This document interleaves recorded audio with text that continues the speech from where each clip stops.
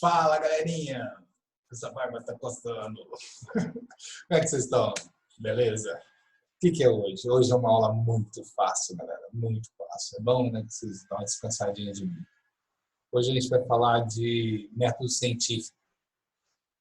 Na realidade, galera, essa aula podia chamar o óbvio do ululante, né? Porque hoje, dentro da nossa consciência científica, né, a gente não pensaria uma outra maneira de exercer ciência sem ser desse jeito, né? Mas, na real, cara, esse negócio que a gente vai começar a falar agora, o primeiro cara definitivamente a propor um raciocínio científico, né, no sentido de levantar, primeiro, observar uma ocorrência, levantar uma hipótese, propor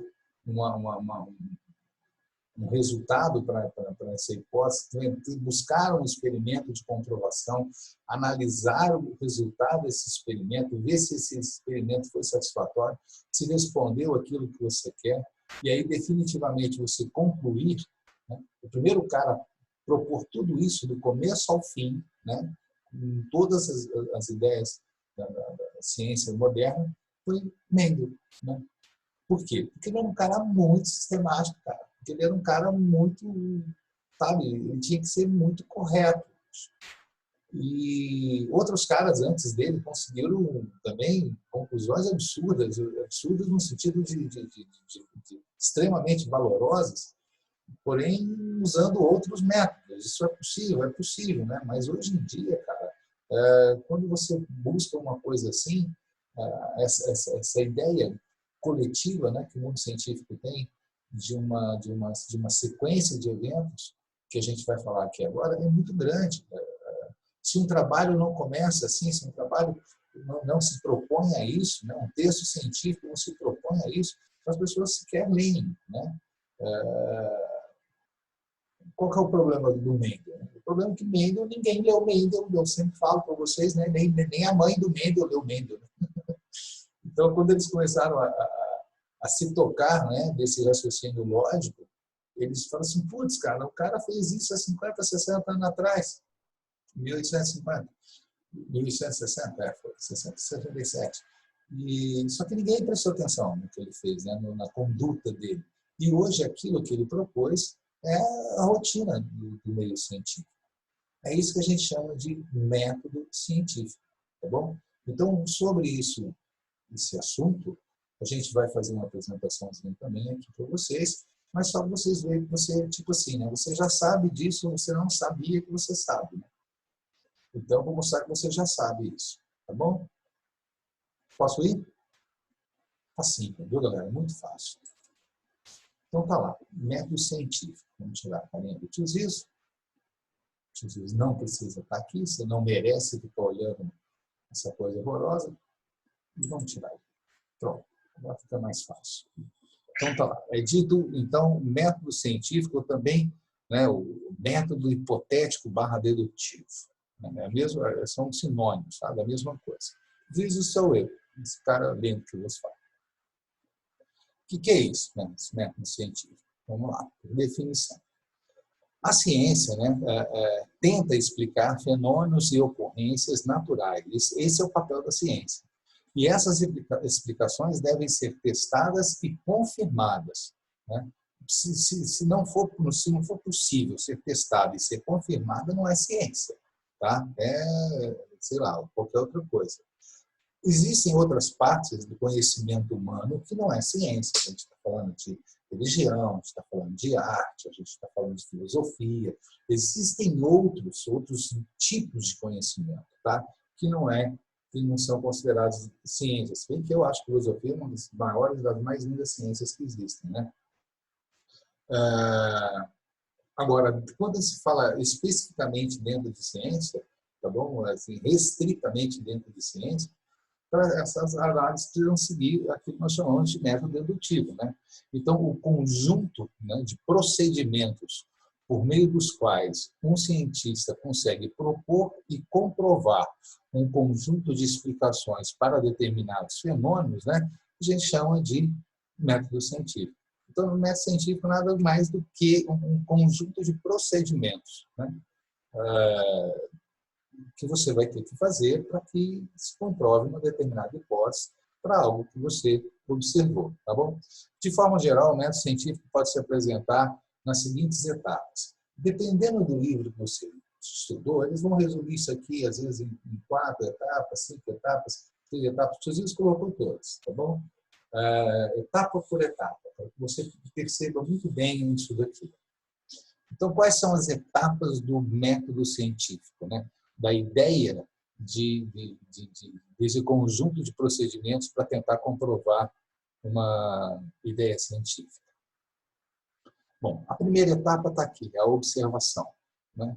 É a etapa em que o pesquisador observa uma determinada matéria ou fenômeno, tá bom?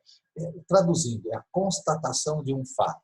Você percebe que, cara, está acontecendo isso, ou isso é assim. Aí, porra, bicho, isso é só a constatação de um fato. Isso que nós chamamos de observação. A partir daquele fato constatado, né, o que você vai fazer? Você vai, então, agora para a segunda etapa, que é a etapa da elaboração do problema, que eu também chamo de fase do questionamento. A partir do momento que você determina, reconhece a existência de um fato ou uma ocorrência, você vai buscar explicações para ela. Só que antes de você buscar explicações, você tem que fazer algumas perguntas, né? Que perguntas que são essas? Tipo assim, por que esse fenômeno ocorre? Como esse fenômeno ocorreu? Quais são os fatores que originaram esse fenômeno? Ou qual é a composição desse material? Que substâncias formam esse material? Qual é a importância desse material? Quer dizer, tudo isso são questionamentos que eu faço após a constatação de um determinado fato ou matéria. A partir do momento que eu fiz uma observação, eu vou, então, levantar algumas perguntas. E essas perguntas que nós chamamos de etapa do questionamento, tá? Eu chamo de etapa do questionamento, eu chamo de elaboração do problema. Traduzindo, você vai ter que fazer perguntas sobre aquilo que você está constatando. A partir das perguntas que você levantou, você vai tentar buscar explicações. Como você ainda não tem certeza de como você vai explicar isso, você vai levantar hipóteses e dedução, né? Você vai levantar hipóteses que vão tentar explicar as perguntas que você fez sobre o fato que você observou. Essa é a ideia lógica da coisa, né, galera? Bom, as hipóteses vão tentar explicar, então, as suas perguntas. Vai tentar responder das suas perguntas. A etapa pesquisador responde as perguntas feitas na etapa anterior. Essas respostas podem ser pautadas, podem não, né? Elas são pautadas pelo conhecimento prévio que você tem sobre aquele determinado material ou fenômeno. Quer dizer, para você propor uma resposta sobre os questionamentos que você fez, você vai ter que usar o quê? Se é algo novo, se você ainda não tem uma certeza daquilo, você vai usar o seu conhecimento, né? Você vai usar a sua literatura para tentar, usando desse conhecimento prévio, justificar uma resposta para aquele evento que você está percebendo, tá bom? Você vai levantar uma hipótese, tá bom? Agora, veja bem, galera. A elaboração das hipóteses deve ser feita com muita cautela.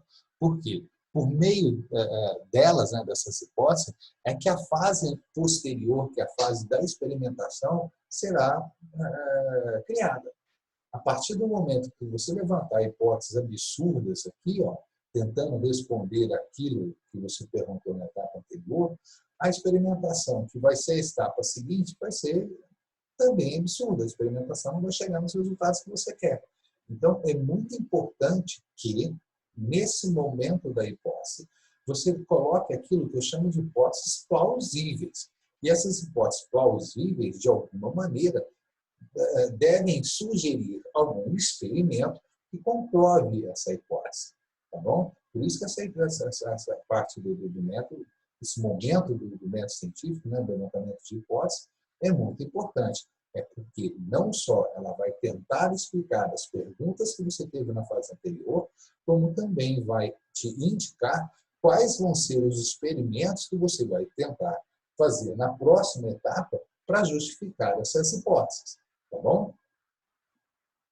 Bom, aí nós chegamos então na fase da experimentação. Então, traduzindo, eu já fiz uma observação, constatei um evento, um fato, fiz o questionamento que eu precisava sobre aquilo, vou levantar algumas hipóteses para tentar responder isso, e agora, com a experimentação, eu vou tentar comprovar, né, essa é a ideia da experimentação, comprovar as hipóteses que eu levantei. Não é isso? Então, vamos lá. Tenta comprovar as hipóteses propostas anteriormente. Busca encontrar as respostas para cada um dos questionamentos que foram elaborados. Essa é a ideia da experimentação. E outra, essa experimentação, galera, ela pode ser de tal maneira feita e repetida e várias vezes, em vários lugares, por várias pessoas no nosso meio científico, e todas elas alcançarem o mesmo resultado. Tá? Senão, essa experimentação não é válida. Tá bom? Então, além delas tentarem comprovar as hipóteses que você levantou, elas devem ser capazes, né, de serem repetidas em outros momentos por outros cientistas e chegarem aos mesmos resultados. Tá bom? Essa é a ideia de uma experimentação realmente válida para elucidar e comprovar as hipóteses que você levantou. Fechou? Bom, aí nós vamos agora para a quinta, que é analisar os resultados. Eu fiz a experimentação e aí eu vou me perguntar, esse experimento aqui, tá, comprova as hipóteses que eu levantei? Né?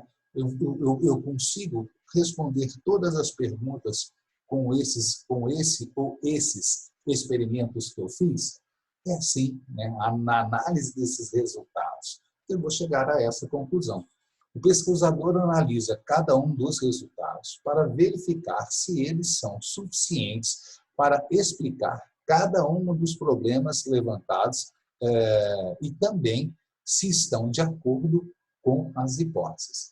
Se isso aqui está de acordo com a hipótese, você conseguiu responder tudo, esse experimento, então, foi válido. Esse experimento, então, está comprovando que as hipóteses que você levantou são plausíveis, que elas são suficientes para explicar o fenômeno, a ocorrência ou matéria que você está observando.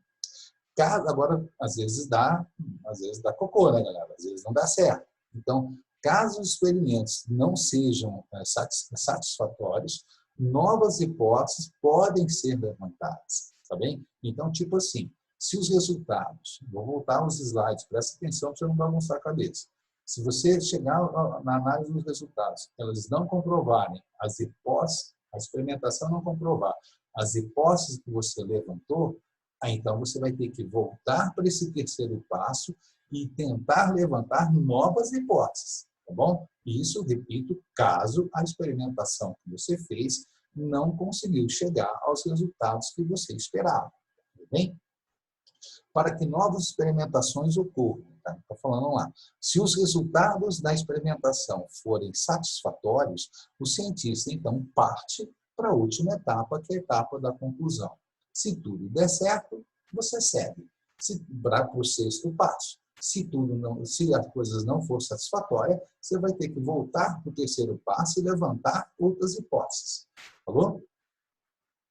E, para a gente finalizar, né, a última etapa, tá? É o método, você vai ter que concluir isso tudo que você fez aqui. Tá? Conclui, fecha, faz a conclusão, tudo bonitinho, certinho. Então, fala. Então, finalizando é a conclusão. O método científico não necessariamente deve apresentar as etapas descritas anteriormente. Isso aqui vai parecer que eu estou entrando em contradição, mas não vou e já explico para vocês. Um cientista pode passar aliás, tem toda a liberdade de lidar com o método científico da forma que lhe convém. Então, isso é uma sugestão, isso é uma orientação, mas isso não é obrigatório, falou? Não é obrigatório. Tanto é que, nesse parágrafo de baixo, a gente está falando que muitos cientistas conseguiram grandes resultados sem obedecer à rigidez desse método científico. Mas isso em outros momentos, né, galera? Onde tinha um outro tipo de visão da ciência. Então, por exemplo,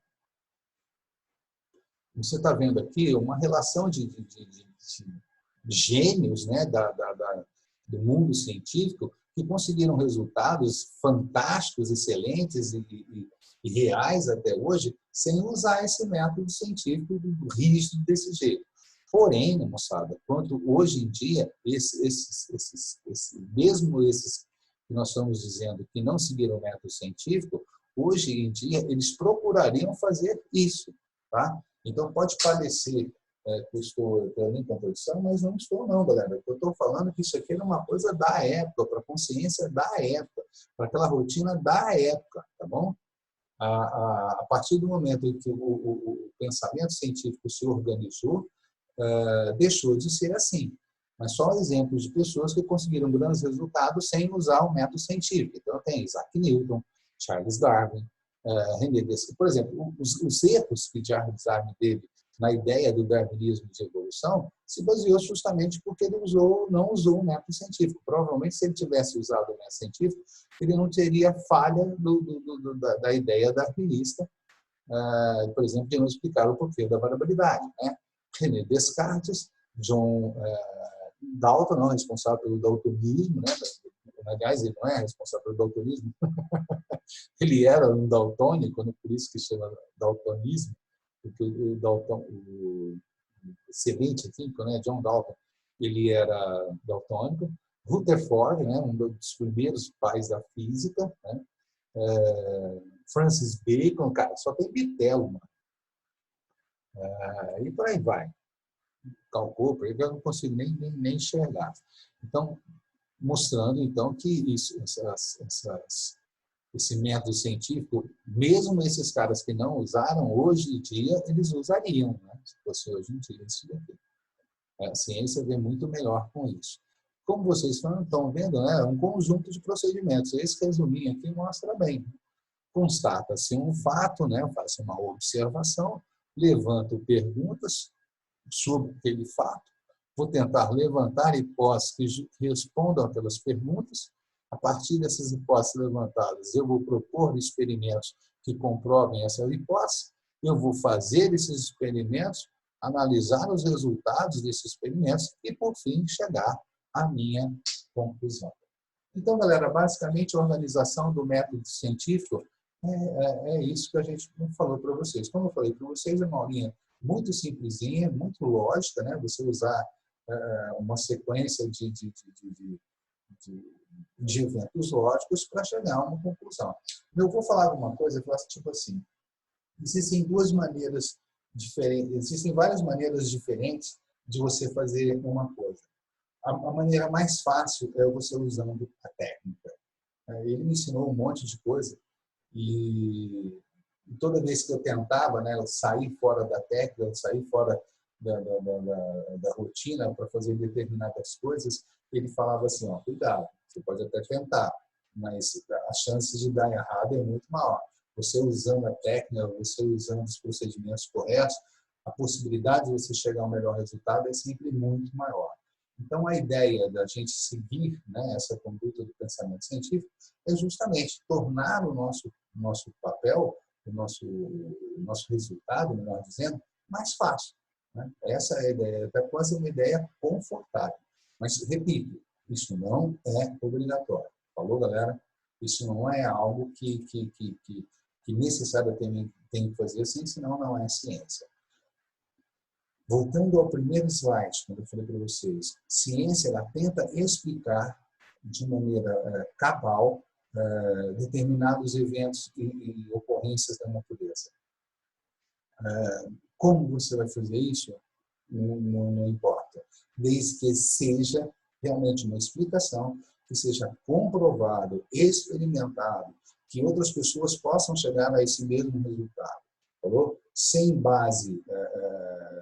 uma base ou influência religiosa nenhuma, sem influência política nenhuma, sem nada a respeito disso. Usando a fria visão da ciência. Valeu, galera? Gente, um beijo para vocês. Como eu falei para vocês, era muito petitinha essa aulinha, muito tranquila. Espero que, de alguma maneira, eu tenha organizado o pensamento científico de vocês. Não esqueçam que esse mesmo processo você pode usar nos seus estudos. Falou? Tudo sempre sobre cada assunto que você for estudar, cada módulo que você for estudar. Leia o módulo, tenha a aula, levante as perguntas, tente ao chegar às suas respostas, faça os exercícios para comprovar que você realmente aprendeu. E, no fim, conclua que você aprendeu ou que não aprendeu e deve voltar aos estudos. Cara, o que você faz todo dia é método científico. Falou? Gente, um beijo no coração de vocês, muito obrigado e até a nossa próxima aula. Valeu! Um beijo no céu da boca e em pé.